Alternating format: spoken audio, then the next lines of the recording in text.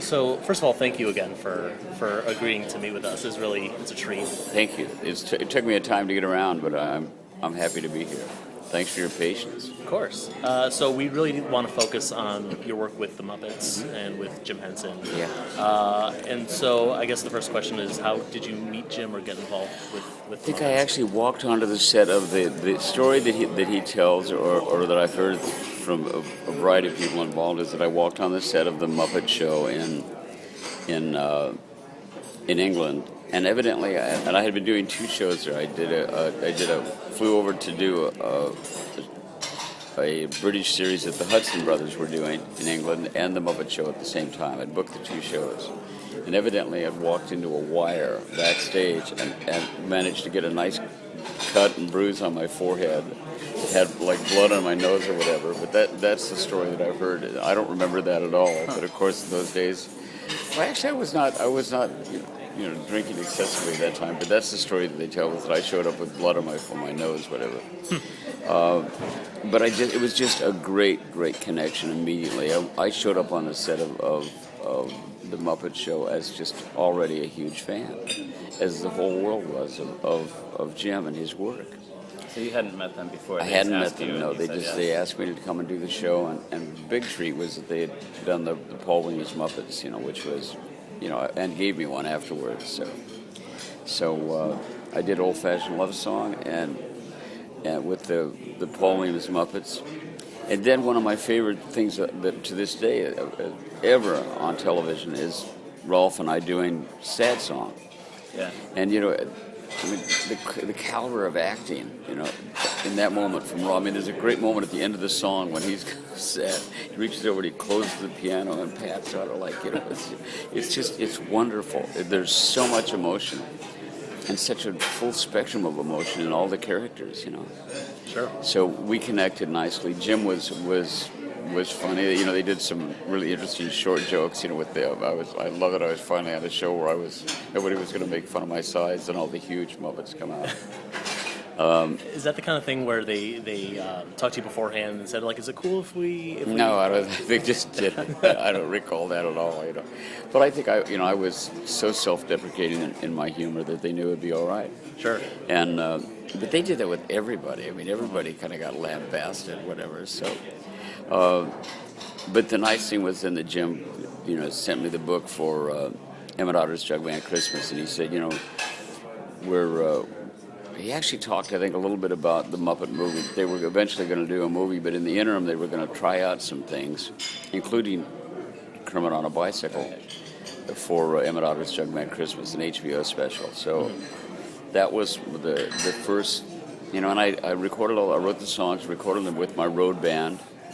I think spotted the special then up in Toronto. Jim was in Toronto as well. They had the Creature Workshop in Toronto, as I recall, and sat in front of a monitor with Jim and looked at it and said, basically you want a little ins and outs of the scenes is about it, and it was the beginning. I wrote words and music to all that stuff, and then he almost immediately asked if I would do the Muppet movie with him. And I said, yeah, but let me bring in Kenny Asher. His music is so elegant. So Kenny and I had done A Star Is Born together, written most of the songs for A Star Is Born, and I knew he was the right guy to do the Muppet movie with me, so he came on board. So when you started writing the songs for Emmett Otter, you had just read the book, or was there a script yet? Oh no, there was a script too. Yeah, but they immediately the first thing Jim did was get me the book, and then I think Jerry Jewell wrote the script and sent me the script. There was just fun little things in there, like catching the sewing machine and letting it be the beginning of a cue into another scene, and the real challenge was to create the song at the end, Our World and Brothers, where they work together, which I think I wrote them. We're closer now than ever before. I think I wrote Our World first and left big spaces, and then just filled the other one, and but it was a challenge. I don't know if of course you've heard the Green Album. Oh yeah. And My Morning Jacket's recording of Brothers in Our World just kills me. It's just wonderful. Well, it's. I always found it surprising that more people don't cover or reference those songs because Yeah. they're solid. They really hold up. I was really thrilled with that. I was kind of disappointed that they didn't do River Bottom Nightmare Band on That the, seems on like the a album. no-brainer. Yeah. I've heard a few covers of it. Yeah. The Dead Hensons covered Right. it, which is it's a Yeah. great cover. It's And a great song. I still have my Dead Henson T-shirt at home. Oh. Yeah, I love it. I don't think they're working together anymore. I think They told me that they've split, which is that's a shame. Is that for And you talked a little bit on Saturday about this, but how the River Bottom song was kind of a departure for you. Yeah, it was musically. a little different. Yeah, well, a little bit, you know. But you know what? If you look at Phantom, I got into some real hardcore rock and roll in Phantom. You know, some real edgy stuff. It's just not what I was known for. You know, the stuff that was usually a hit was the more you know, what I describe as codependent, you know, love songs or codependent anthems. You know. I was known for a lot of ballads, you know, all the Carpenter stuff and the Three Dog Night and that sort of thing. But yeah, the River Bottom Nightmare Band was just too much fun to write for, you know. So in the book, we noticed that some of the song titles were actually in the book. Yeah. Was that? I mean, it must have been a challenge for to write a song that's called the one bathing suit that your grandmother wore, and not knowing anything about the song beforehand. Well, the song didn't exist. Well, of course, It was just a title, you know, and just so much fun. I mean, the fact that the titles were there, you know, I don't know if barbecue is a title is in there as well or not, but I think it was, but I'd have to look at it again, but yeah, that was fun. Yeah, and as you say, it was a challenge, but the characters are. I mean, it's just such a iconic, sweet story. I mean, it's you know, and to this day, I mean, Wendell is like a member of my family. You know, it's like you got mashed potatoes. It's just a part of it's a sentence that every now and then reappears in our family conversations. Sure. And then we got to see the adaptation, the musical up in At Goodspeed. Connecticut. Yeah, right? thank you. Which was fantastic. Thank you. We loved it. It was Yeah, I was fantastic. thrilled with it. And then we know. Well, first of all, we know that "Born in a Trunk" was written for the movie and didn't show up until the musical. Was it written kind of as that burlesque? Well, I actually had written just like a verse I wrote. I was born in the trunk of a great oak tree that they used to build the stage at the palace. For the stage is down my home. You know, there was, you know, Come and See Mama and all that stuff was not, I don't think, in there. I think she just gets into it, Come and See Mama, and it's interrupted in the earlier version. But then I, you know, just love the idea of really filling it out with the you know, the character being from the lady that has the music store and all. I'm trying to remember her name in there. I don't know if she had that. Yeah. Did she have a name? I have no idea. Yeah, Oh. they're all animals. Is I that know. the muskrat? Or, Yeah. I don't But I know. loved the Mrs. Was it Mrs. Possum? The old lady. Yeah, the old lady. Just an amazing actress that did that, and her name is now gone out of my head. But she's just brilliant. And then you wrote 2 new songs for the show. I did. I wrote 2 or 3. I wrote you know, Alice Keep Dreaming was new, and You Gotta Trust That Branch You Land On, which, you know, I mean, the squirrels wound up kind of stealing the show. They were just amazing, you know. So that was new. I think the song about the music store, you know, was also new. I think there were 3 or 4. new Waterville songs. was another one from the Exactly. intro. There's like maybe 4 or 5 new songs. So in it sounds there. like you were pretty closely involved in the musical. Yeah, totally. You know, yeah. I mean, it's turning a 1-hour special into a full-blown 2-act musical is a heavy involvement. Yeah. So, yeah. Well, we keep hoping that they tour with it or they bring it to Well, New York the or big something. thing for me is to bring it to New York. I mean, it seems to me it's a natural for the city at Christmas time. Mm-hmm. I think that it's a natural, and I think it'll happen. You know? I hope so. I hope so. Yeah. All right, so after that was the Muppet movie. So how did the collaboration with Kenny Asher work? Well, Kenny and I have a really interesting way of writing. We kind of just sort of start. We don't, you know, it's like, in other words, he doesn't write. all the songs that I wrote with Roger Nichols for the Carpenters, he would write a complete melody, give it to me, not want me to change a note. He would write be-dee-da-dee-da-da-da-da, and I would have to write, we've only just begun to live, so. But Kenny was my piano player, my music director. We went to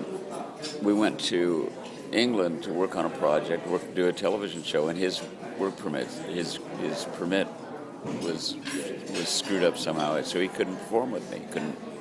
So he had nothing to do. So we're sitting around one day and we're talking about the kind of music we liked, and we found that we loved Cole Porter, Larry Hart, this whole kind of throwback to the Great American Songbook.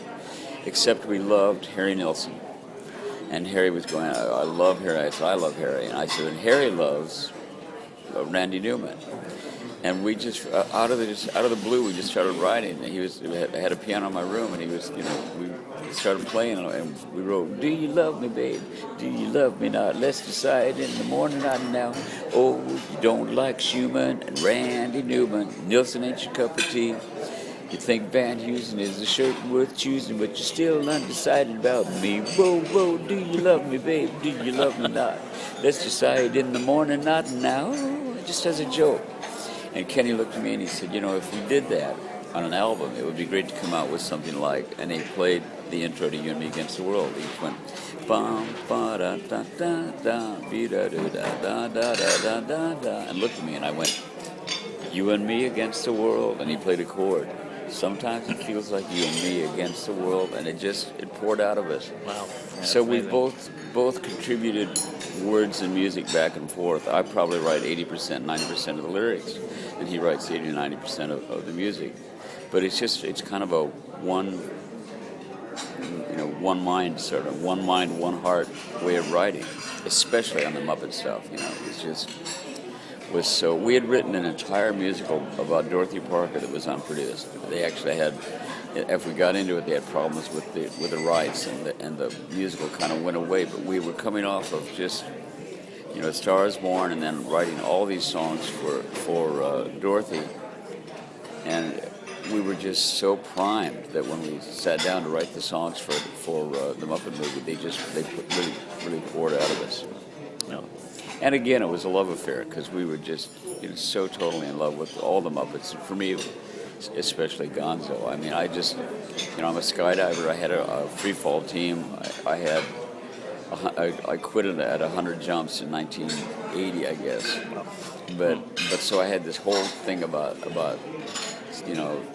free fall and flying, and I looked at Gonzo, and Gonzo is a landlocked bird. I mean, his girlfriend is another landlocked bird, right. Camilla, And I thought there has to be this longing. When he comes to that scene in the desert, Kenny and I just looked at that. That was the one place where there was no song in the script at all, and we went, look at this.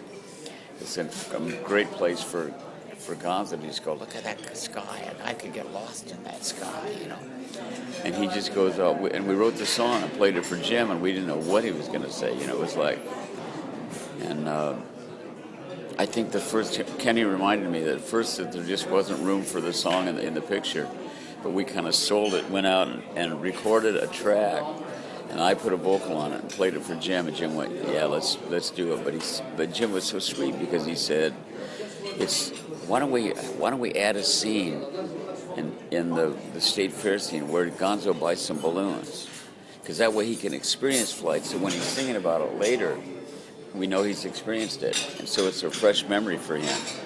So it was an amazing flexibility, and I told the story after the screen. The story I've told the most about Jim is when we met to talk about the movie and what the songs would be about. The very first meeting, at the end of the very first meeting when he was leaving, I said, Jim, I won't surprise you with this because we're working on the songs, Kenny, and I'll let you see what we're doing and all. And he said, oh, no, that's not necessary. I'll hear it in the studio. And it was like, where do you go to find that kind of creative freedom? Yeah. In this day and age, it's impossible, So. Do you remember what the first song you wrote for the Muppet movie was? I don't. Let me think. Did you start with Rainbow Connection because it was at the beginning? Or? I don't know. I think Rainbow Connection was the last song we wrote, which is not uncommon for us. I mean, Moving Right Along might have been the first one. Did you know when at the time that you were going to be writing like the most iconic, like Kermit's signature song, that kind of thing? Well, at the time, I think, I don't. When was It's Not Easy Being Green written? I mean, Joe Raposa was just, yeah. Yeah. So Joe Raposa had locked that up. I mean, Joe had written this amazing song, and I was a huge fan. I mean, it just, the nicest guy. But what happened when we sat down to write Rainbow Connection it was When You Wish Upon a Star was our model. I mean, it was like, that amazing scene in Pinocchio when Jiminy Cricket climbs up into the window and looks out there and goes, sings When You Wish Upon a Star. It's just brilliant. So we wanted something that would really show that Kermit was, Kermit's every frog. Kermit is Jimmy Stewart in It's a Wonderful Life, is the way I've always described it. And he deserved a song that really showed that inner life, but it would also show, his I would say his spiritual life, but also his humanness, So the amazing thing about the song is that it's a song about questions instead of answers, Kenny and I are sitting and going, all right, we met up at my house, in my den, and Jim Henson, Jerry Jewell, Frank Oz, myself, Kenny, the producer, I think Dave Lazar, whatever. And we talked about, what the movie would basically be, and Jim said, I want to do like a road picture. I want to do how the Muppets got together, basically, as I recall, the way he described it. He said, we start out with Kermit sitting in the swamp on a lily pad. It turned out to be a log because it was easier to hide Jim in a log. Right.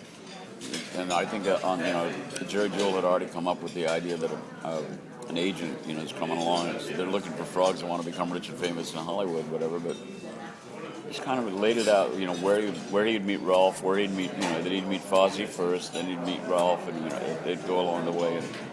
And we looked at this and basically, what has he got? I mean, he's sitting there, he's got air, he's got water, he's got light. You have refraction, you have rainbows. So the first line came immediately, why are there so many songs about rainbows and what's on the other side? And then we wrote ourselves in a corner. Rainbows are visions, but only illusions. Rainbows have nothing to hide. And we went, oh, now we've done it. We're talking about rainbows, and then he's like denying their mystical whatever. But the next line just puts Kermit essentially as a member of the audience. So we've been told, and some choose to believe it. I know they're wrong, they can see that someday we'll find it, the rainbow connection, the lovers, the dreamers, and me. I think what's brilliant about it is that, brilliant is not the word I should use. What I think works about it... We can use the word brilliant. I think what works about it is that he immediately includes the audience. Like, I don't have the answers, but the question is holy, And then the other thing is my favorite line in the song is who said that every wish would be heard and answered if wished on a morning star? Somebody thought of that, and someone believed it. Look what it's done so far. Totally empowers the audience. It empowers us as people. It's the essence of it's very new age, It's what you dwell on, you create. Somebody thought of that. Someone believed it. Look what it's done so far. And which ties into the ending. At the end of the Magic Show, Kenny and I went, wait a minute. Instead of just a straight reprise of Rainbow Connection, why not? Life's like a movie, write your own ending. Keep believing, keep pretending. It's it's empowering the audience that you have the capacity to be really special. And I think that's why the song is so loved. Well, it's so loved. So I think the subliminal message of the song is that you're really wonderfully special and you can do all the things that we've done. And I think that was Jim's message. I think Jim's message was not that I'm special, but that you're special. Right. I think that came across. That's what I took from it. Did you? That's wonderful. So one thing I always wondered, Never Before, Never Again. Mm-hmm. Was that written for Miss Piggy, or was that written to be sung by Sinatra? Johnny Mathis, thank you. Sinatra, really? Think about the phrasing, never before the two souls joined so freely and so fast. For me, this is the first time and the last. I mean, it's written for Frank. Did Jim want to try to get Frank Sinatra for the movie? I think that I don't remember why it didn't work with Frank. I don't know if Frank was unavailable. Mm-hmm. I think that when he couldn't do it, and I don't think it was a matter of wouldn't do it. I think he couldn't do it. I approached Johnny Mathis, who recorded it, and you've heard Johnny sing it. I assume Johnny just sang it so beautifully. But then Frank said, "You know what? Piggy should sing it." And I think that he was right in the sense that for the film, I don't know if the kids would sit still for the other thing that's key about Jim is we never wrote down to the audience. Never wrote for kids. We wrote for the kid and everybody, including and from the kid and everybody, from the kid and ourselves. But he never ever expected us to write down. I mean, it was just he had faith in the perceptive abilities of his audience. So he would allow something like I hope that something better comes along, or a song like I'm going to go back there someday, or a song like I hope that something better comes along, which is pretty clever for a really young audience. Yeah. The Skunk was Badger, the results were strong. It's pretty, nail on the head. Some stuff I didn't understand in that song until I grew up. Yeah. So how much instruction were you given as far as was it like, okay, here's a Kermit and Ralph sing song about women? I think that it's like, Kermit's been left, Piggy's gone. He walks in, it's a perfect place for a classic blues number, So it was just, and we wanted to do it with all animal references. A skunk was Badger, the results, like Old King Collar, Was that your choice or was that Jim's choice? Our choice, yeah. No, we didn't get song instruction from Jim. And you wrote Can You Picture That also? I guess, what were you thinking back to, like, River Bottom Nightmare Band, trying to get that rock feeling back? Or? My model for that group was there was a great band in the late 60s called the original Delaney and Bonnie and Friends. Mm-hmm. Yeah, and you have to go out and you have to go get the first album's called Accept No Substitutes. Mm-hmm. You have to hear them. All right. Because it's great gospel, and Leon Russell was on piano. Eric Clapton was with them for a period, like on later albums, but it was just brilliant gospel rock and roll. And that was the model that I wanted for that and kind of a Dr. John, But there's some clever, stuff in there. Kenny and I had a ball with that. Aurora Borealis, shining down in Dallas. Can you picture that? And again, the empowering. Mm-hmm. What you picture, you can create. The thing that he did with painting the Studebaker and the sign. It's brilliant.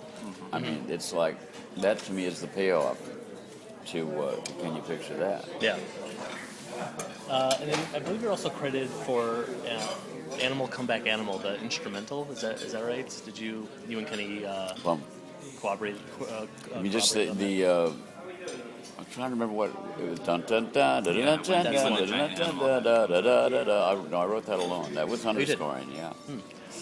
Kenny would have been the natural to score the film because he wrote, was the. I mean, I scored Bugsy Malone. I scored. In addition to the song scores, writing the underscoring. I don't know when I did the end for Burt Reynolds, but I think that was like 77 or whatever. Mm-hmm. So I'd had some experience scoring. And Kenny and I were in Toronto, and I was back at the Royal York up in Toronto performing. And we had the cut of the movie, and we spotted the film with Jim, and the music editor came up and spotted it with us. Start a cue here, play it up to here, and out there, that's M11, whatever. And here's the next one, going through all the cues, the traditional spotting of a picture. And then Kenny's wife went into labor. Oh. And it was like he was having his first child. And it was like he said, you know what, I can't do this. He's like, all I can think about is my wife. I said, I'll do it, go. So I just, I sat there and boom, boom, boom, boom, boom, boom, boom, boom, boom, boom, boom, string, flute, da da da da da, boom, boom, boom, boom, boom, and one of my favorite cues in the film was this I want to do a very Jerome Morose kind of thing for the Western scene. You know, the bum bum bum. It was bum bum bum bum bum. Bum bum bum bum bum bum bum bum bum bum bum bum bum bum bum bum bum bum it comes out into the Hollywood thing. I mean, I can remember those cues. Yeah, like amazing. they were songs, you know. Yeah. But that, yeah. So I love that one. I love the kind of the Shane big country music, you know. But is that on the album? Yeah. Yeah, I'd forgotten that. Yeah. Yeah, some of the score is on the album. That and instrumental version of Never Before, Never Again. Instrumental version of Love Is Something Better comes yeah, on. that cue, the instrumental version of Never Before, Never Again was so beautifully arranged by Ian Freeman Smith. I think it's Ian, isn't it? Yeah. And behind the scene with Steve Martin and. That's where it is in the movie, but it's just it's too pretty to not have everybody hear it. Like, I absolutely. Kenny's gorgeous melody, you know. Yeah, and then you appear in the movie as well. Was there any discussion early on, or was it just you were on set and they said, "Paul, why don't you get in there?" No, it was early on. It was like, you know, come and play the piano player. Yeah. Porky McWilliams. After the Muppet movie, was there any talk of the two of you returning for the next movie? No, I don't remember. I don't remember if they asked me, and I think that it was kind of. I mean, I had done Emmett, I had done Muppet movie. I think it was time to let somebody else have a shot. I don't know if they asked me or not. I don't remember. It was also, you know, like it was entering into the '80s, and I was beginning to drink, you know, and you know the fact is that through the '70s, and you know, like somebody had written one time that I had been drinking on Muppet Christmas Carol. I mean, by the time I did the Muppet Christmas Carol, I was sober. And the Muppet Christmas Carol was the first thing I ever did after I got sober. I mean, it was a really interesting challenge to all of a sudden to you know, to sit down and write that words and music to that, and you know, and without that little confidence builder, you know, you'd have a little taste in the morning. And by the end of the '80s, I was just having a glass of vodka when I got in the shower in the mornings. I mean, I'm an alcoholic, hardcore, you know. Yeah, I think when early '80s rolled around, right after the Muppet movie, I wanted to direct. I wanted to write I wanted to write a screenplay. I did some things like that never really got off the ground. And it was probably related to, you know, I know what I was working on. I was going to do The Wizard of Oz as a feature.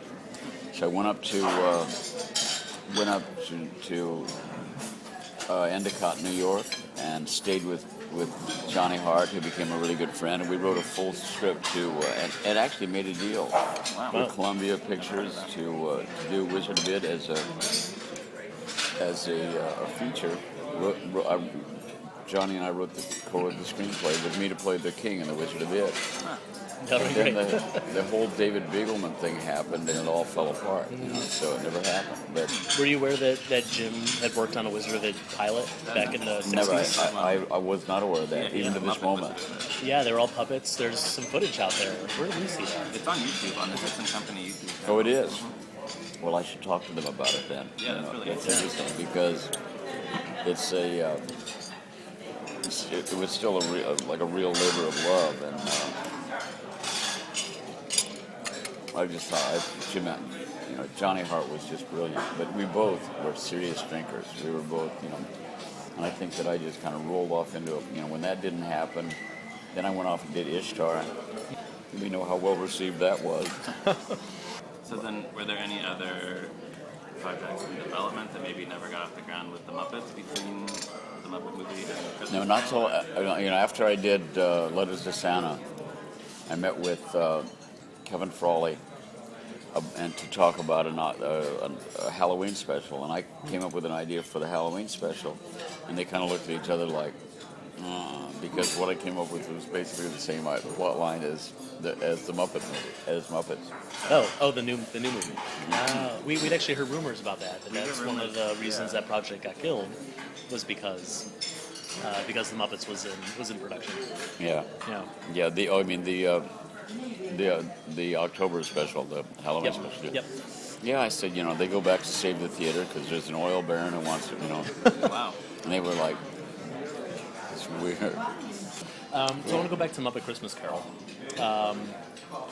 and talk about some of the songs. Well, first of all, "It Feels Like Christmas" is probably my favorite Christmas song, and it's up there with among my favorite Muppet songs. Oh, a wonderful time. I love it. Well, this is an overview of the whole project. Look at the timing, how interesting it was. I had my last drink in September of 1989. I celebrate my sobriety from March 15th, 1990. Because on March 14th, I took a Valium. And it was, you just don't take somebody else's medicines, So I changed my date. So I've been sober, totally sober, clean and sober since March 15th, 1990. The first thing they come up with for me is, let's do the Muppet Christmas Carol about a guy who's had a spiritual awakening. I've just had a spiritual awakening. I've been given my life back. I am living in absolute gratitude. I'm imbued with a thankful heart beyond what I can even express, except now I'm going to express it. So I love that. It's such a personal story for you, though. it's incredibly personal. How'd And that I sat down to write Scrooge, and I prayed about it. It's like I call God or the creative source, whatever I call it, the big amigo. So I said, I read the original Dickens Christmas Carol, read it, really got into it. I mean, annotated version, looked at the lyrics, looked at the story of Thankful Heart, and all the stuff that is in the final project. There's so much that was inspired by that. Then got into the script, seriously into the script. Wonderful, wonderful script. But sat down to write the first song, to write Scrooge, and literally just kind of gave it up to my inner. I'm a great believer in the power of the unconscious. I go back to the lyrics from Rainbow Connection, that what you dwell on, you create. That it's in there. Don't stand on the hose. Don't work at it. Play at it. So I had read everything. I knew that within my mind, somewhere in there was the ability to write this song. So I said to my inner self, to that higher power, whatever, this is the song that has to be written. And let me know when you've got an idea. I'm going to be sitting here reading a book, and I picked up a copy of a Lawrence Block novel, and I literally sat down and started to read a murder mystery. 3 pages into the murder, and I was very specific. I said, okay, we see Scrooge's feet coming out the door. We never see him, but we watch his feet. We watch him splashing mud and snow on these little creatures who seem to get colder as he goes by. So that's the scene. Let me know when you've got an idea. I picked up the book. I read about 3 pages, and I went, wait a minute. Boom, he's walking. Bum, bum, bum, bum, bum, bum, bum, bum, bum. When a cold wind blows, it chills you to the bone. But there's nothing in nature that freezes your heart like years of being alone. I went, wow, that's not bad. You guys are really good. And the rest of it just poured out of me. It paints you with indifference like a lady paints with rouge. The worst, the most hated cursed is the one that we call Scrooge. Oh, there goes Mr. Humbug. There goes Mr. Grimm. They gave a prize for being mean. The winner would be him. Right up to there. I mean, that far into the song, it just poured out of me. Wow. And the lesson in that for me was, don't stand on the hose. Don't work at things. Play at them. Trust your inner self. Trust your unconscious. And it's there.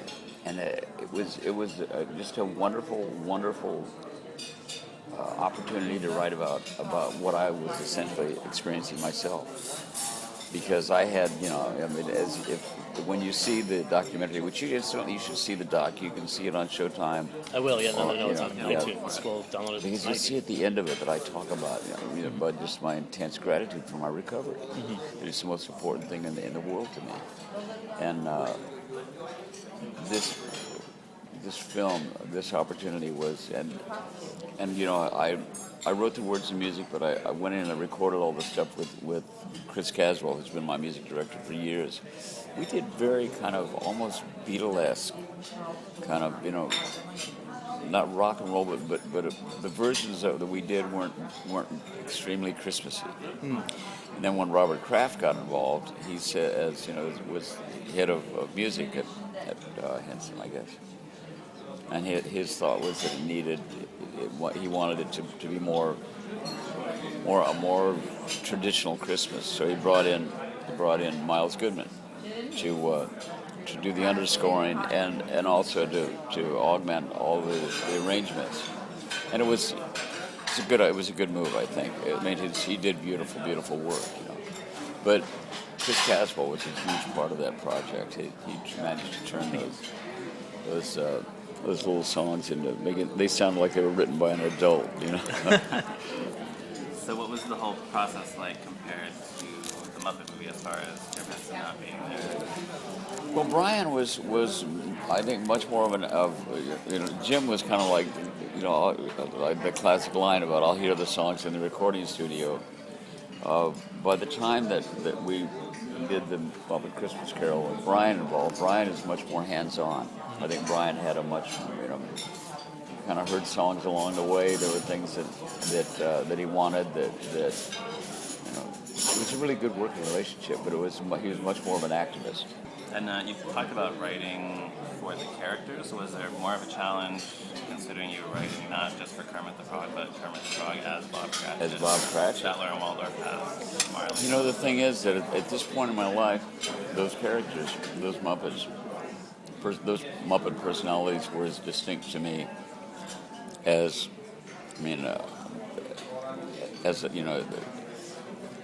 Gonzo. Dave Gold's doing Gonzo as Gonzo as an actor is as real to me as Dustin Hoffman as an actor. I've worked with both. I have equal respect for Dave Gold's and Gonzo as I do for Dustin. So I knew that Gonzo could play the part, would bring his own. Right. I knew that Kermit could play Bob Cratchit. I knew that Robin and all those little characters, were essentially part of what I had to do was to let go of my identification with them as Muppets and just see them as actors in the role.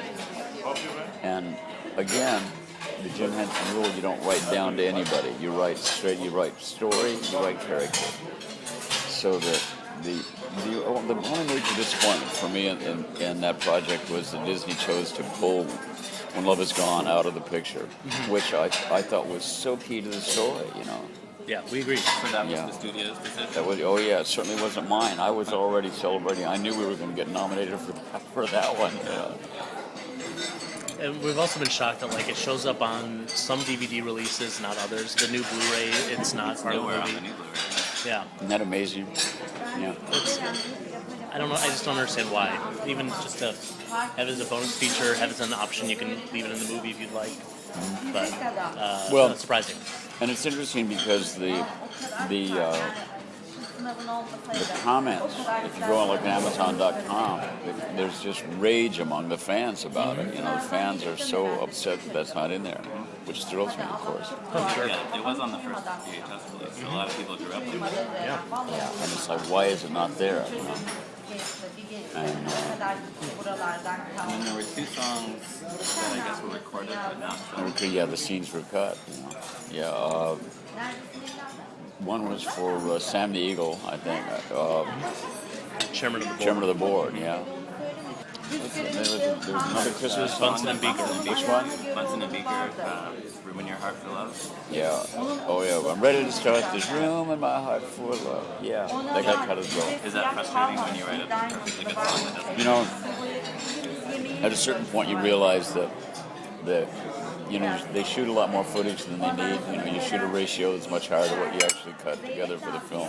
It's part of the process. You have to trust the director, and ultimately it's the director's vision. So it was Brian's vision. I thought he made a great movie. Absolutely. I think that it's what I hear again and again from people is that it's their favorite version of Christmas Carol. Yeah, every year they're like best Christmas movies ever list, and that's always on there. So I was really, I'm really proud of it. And incidentally, it got bad reviews. I mean, my songs were described as pedestrian. Wow. It's shocking to me. Yeah. It's so you kind of go, wait a minute. Do you pay attention to reviews when they're great and not when they're bad, or do you pay attention when they're bad and not when they're great? Mm-hmm. I'm one of those people that reads my reviews because I wonder what the reaction is. And I realize that the critics in general don't really have the same taste as the audience. It's like, and if you had to go and watch movies every night, at a certain point you get up to here with it, I guess. But it was interesting. The reviews for the Muppet Christmas Carol were not good for the music. The songs were not well received by the critics. That's really surprising to me. And at this point, it's like. But here's the other thing that's interesting: is none of those songs have ever really become a part of they haven't been recorded by other people outside of the projects and all. You hear them at the Disney store now, but What's that? they play them at the Disney store at Yeah. Christmas time now. Yeah, no, that is surprising to me. Yeah. I'm like looking at the list of But songs here, when Jason Mraz does a Christmas album, I would love to hear "It Feels Like Christmas" on there. Yeah. Yeah, absolutely. There's nothing specific to the movie or to the Muppets there. There's no reason people don't cover it. Listen to singing of a street corner choir. It's going home and getting warm by the fire. In all the places you find love, it feels like Christmas. Excuse me. We'll see. You know what? It is what it is. It is what it is. And Jerry Nelson did an amazing job Oh, singing it. Yeah, I wanted to he ask was fabulous. that movie very heavily features him in several songs.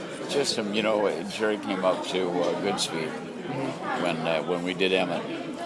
And I was able to introduce him to the audience. And, God, what an amazing talent! He recorded an album right before he passed away. Oh, yeah. You must know that. Yeah, we both know Yeah, that. I just loved it. I thought it was great.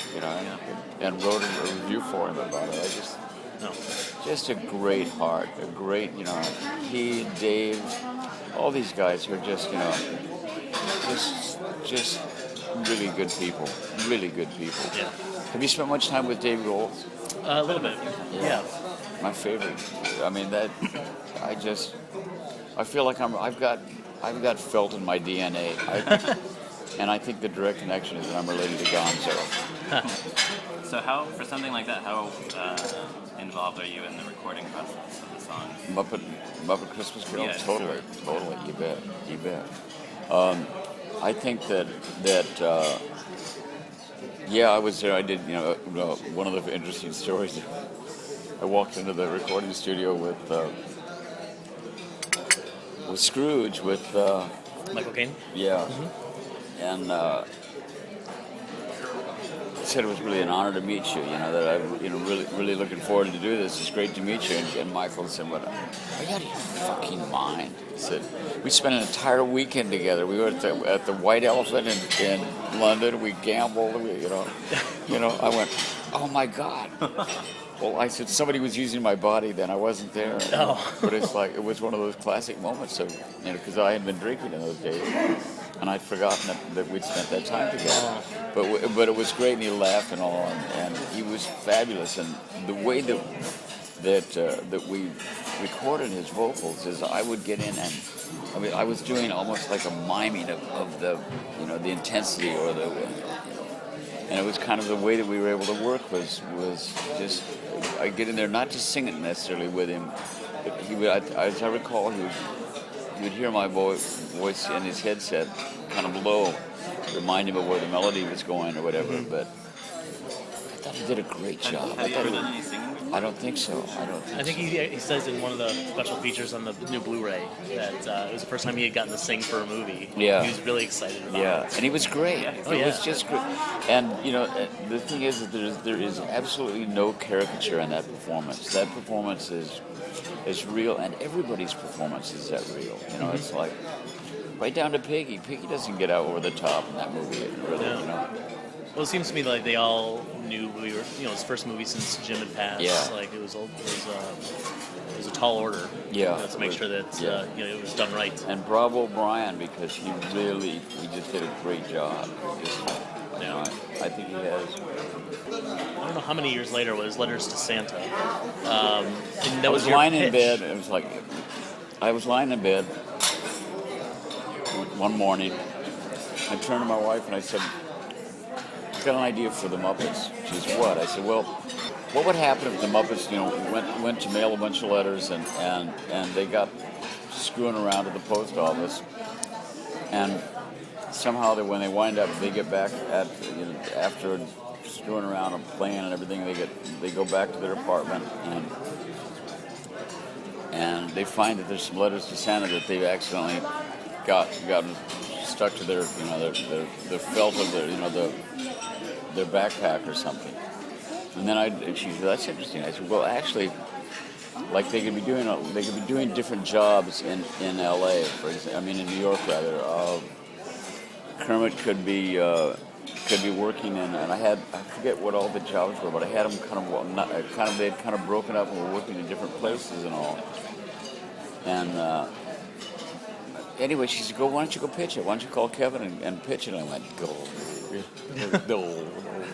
She said, "No, why don't you go pitch it?" So I did. I went and I wrote I think a page and a half of what the story was, and that they then try to deliver the letters to Santa themselves, Went in and pitched it to Kevin, and he loved it. And then we went and sat down with the head of Disney, and he loved it. And we were off and running. They brought in the two guys to co-write with me, so I wound up with a co-writing credit on the story. But I co-wrote the story, I co-wrote the teleplay, and I wrote the songs. Mm-hmm. And my favorite song, one of my favorite songs ever that I've ever written for anything is "I Wish I Could Be Santa Claus." Again for Gonzo. That moment when he feels like he's failed, and I sang. It's funny. I thought it was almost too maudlin, and I was playing golf with my minister, and I said, "Listen to this. This." I said, "I'm gonna redo this because I think it's too over the top. But I wish I could be Santa Claus for just one day. I'd fill a bag with kindness and I'd give it all away. I'd make the world a better place. I'd do that if I could.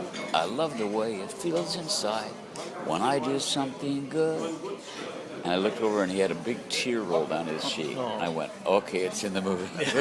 All right, we need to leave it in." And but I was really, really pleased with it, So I hope that it's something that gets shown, again and again. They've been showing it the last few years. Yeah. Every Christmas. Yeah. It's an interesting thing to have something come out, and like with the Muppet Christmas Carol, with other projects, sometimes you don't get the feedback right away, but a little bit of time goes by. I did this movie with Jacqueline Smith and Art Carney called The Night They Saved Christmas that came out, and there was absolutely no splash about it. But every Christmas I get these letters from people that say it's a part of our Christmas that we drag out The Night They Saved Christmas and watch it. Do you know it? I've heard of that. I've never actually seen it. Yeah. So of course when we did Letters to Santa, it was like, "Will you play Santa's chief elf?" I went, "Are you kidding? I've got my own ears." So that was his idea. Was that one of the other writers? Kevin's or I don't know. Or I think the directors. I think. I think it was. I was really proud of that. That's the first one that I ever came up with. The very the seed that became the tree. So then, what was the collaboration on the teleplay like? Did you actually sit down with the Oh other yeah, guys? yeah, absolutely. Well, we did a lot. They took my treatment and they worked on it, and we got together and I looked at it, and I liked some things and I didn't like other things, and we worked through it and the like. But yeah, it was a collaboration. But they worked as a team, separate from me, and then we get together. You know. But thank God my wife went, get up, go call Kevin. My wife used to knew Kevin Frawley when he was, and she used to book comedy. She worked as a piano player and a singer, and she knew Kevin from those days, so I kind of got that connection to Kevin. So it was, take advantage of my wife's connections. Yeah, right. Yeah. So it sounds like it's not too challenging coming back to the Muppets after several years. No, it feels like family. It's just. I think that we have always been a really good fit. I think that again, because I approach them as a fan first, that I get the depth of the characters. I mean, there is so much depth there. Yeah. There's absolutely beyond. And any other project that I've ever worked on, I've never felt anything that had this kind of great space behind. There's no facade there. It's like there's character, there's depth, and I think it all goes back to Jim Henson. It all goes back to the many rooms in his being that there was. God knows what he would have done if he had stayed with us. So when I find out that they played when the river meets the sea at his funeral, or I mean I was there at the funeral, or that at Jerry's funeral, that those songs all of a sudden reappear, it makes me feel like we really like family, So there's been the evolution of Disney and all those changes and the like, but I've never felt any separation from the characters. It's just. Or from the organization, and hopefully someday we'll see Emmett Otter's Jugman Christmas on the stage. That'd be great. And if the phone rings, they called about the Muppet movie when the last movie, and talked about songs for that, and they already had the guys, with the Flight of the Concorde. It's just. So amazing stuff. I went, you're covered. You don't need me. But it turns out that they did want something with a little heart at the end of the picture, and they used Rainbow Connection. Yeah. So yeah. we all had a little success there. A lot of people said that was one of their favorite moments. Well, everybody, there's this harmonic to your youth and to Jim, so for all of us. I close my show every night when I perform. I always close my show with Rainbow Connection, and it's just if no matter what's happened before that, when I start that banjo plunking at the beginning of that song, that it's not just me in the room singing. That I'm now connecting with an audience with around a memory that is huge for me and huge for them, and it's the memory of Jim Henson's brilliance. It's just a treat to sing that every night. I'll never and the amazing collection of people that have recorded it. From Jason Mraz and I doing a duet to Willie and I doing a duet to Sarah McLachlan's. We used Sarah McLachlan's recording in the documentary. It's really powerful, and gorgeous recording. So. And then you also got to close out the show at Carnegie Hall last year with Rainbow Connection, which it was really special for us. Obviously, we were both performances, and getting to see Muppets and Sesame and Fraggles on stage at once, with celebrities like yourself. And it's just like I say, it feels like family. It absolutely feels like I've got felt in my DNA. Yeah. Well, Paul, thank you so much. Is that it? That's you got all what you need? Is there, do you have a final message you want to pass along to Muppet fans of your work? Well, I think that that what I would say is that the affection for the Muppets, and the work that the fans bring to the world, is a viable energy that can be used. that through a website like yours and a collection of people that really care for the work, you provide an energy that keeps the Muppets going. And so never doubt that if somebody is reading this, or somebody is listening to my words right now, know that you're an active participant in the continuing life of the Muppets. That if you didn't care, if you didn't show up, and especially for those of you who were there when the Muppets were not hip, when things were, and when for the pure commerciality, that there was a lull there. Understand that the reason that the Muppets are back at all is because you continued to care. And so congratulations. You keep, as a Muppet fan, you keep something of Jim Henson alive, and you keep the creative process as an ongoing thing. So bravo.